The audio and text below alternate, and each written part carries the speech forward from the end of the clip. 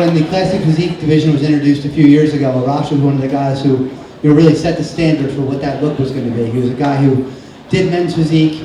He came out, he was real muscular, great legs, he wanted to show those off too. And that's why this new division was created. And that's kind of, the NPC is always evolving in that way. A little bit, we're going to talk about the new wellness division for women, and you're going to learn kind of similar how you can take your physique and fit it into the right place, and we want to offer something for everybody. Okay. Arash Rahbar. Thank you. So every time I come here and speak, like last year, I stand back there, you got the best in the world behind me, and I always think about what to talk about. These guys are telling you everything, and I was last year too, and I always think about what I can share with you guys that you can walk away with. Do I talk about diet? Do I talk about training?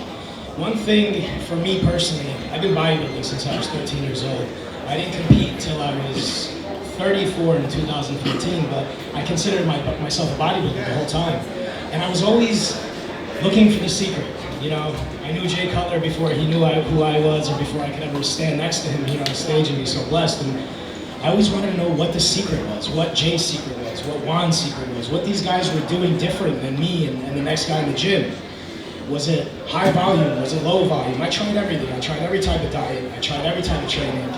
And it took me 20 years, but I figured out what the secret was, and I'm going to tell you guys right now. You guys ready to hear it? So what I realized is the best of the best in the world, they all were doing something different, yet they were all the best, regardless if we're talking about 212, open bodybuilding, women's bikini fitness, whatever it was. So what I realized is it was the mindset. They could have been making mistakes in the diet, they could have been making mistakes in their training or whatnot, but they had the mindset of a champion.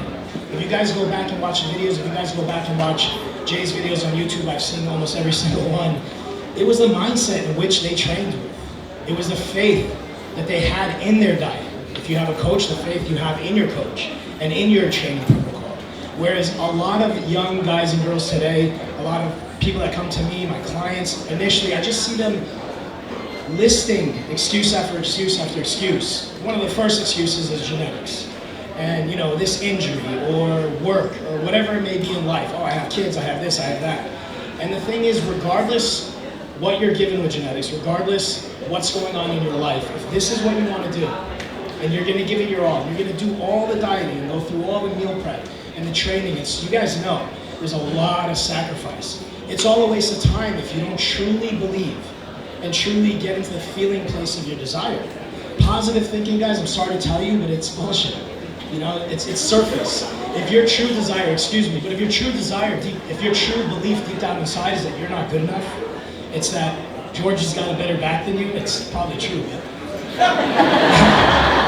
If you guys don't have what it takes, or whatever it is you told yourselves years ago and it stuck with you, your true core belief about yourself, the best coach, the best diet, the best training protocol, it won't make a difference.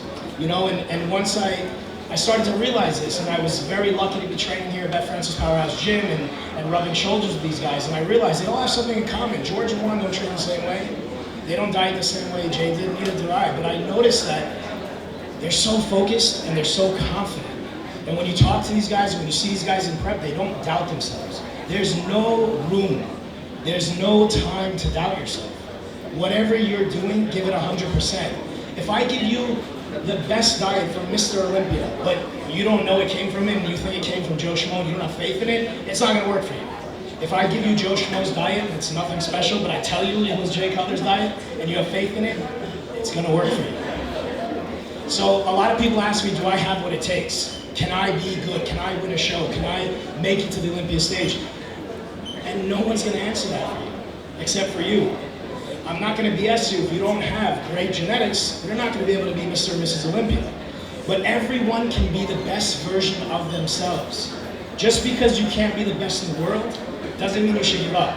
Doesn't mean you should quit. If you have a burning desire within you, if you have a passion for this sport, I know you all do because you all made it out here, right?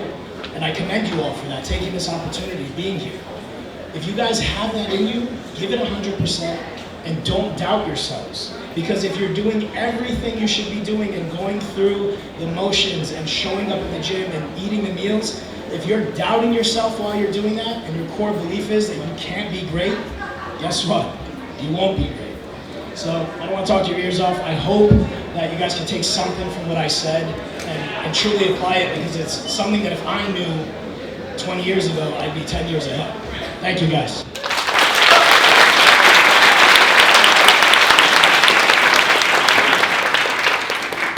To build off what Arash just said, I'm just standing here looking across, I see Sean Clarita standing here. So this guy is the epitome of what people say, you know, what you can't do. Sean, what'd you weigh when you started competing? 118. That's 118 pounds, not kilos. And what'd you finish at the Olympia this year? 3rd place at the Olympia. Looked tremendous. So.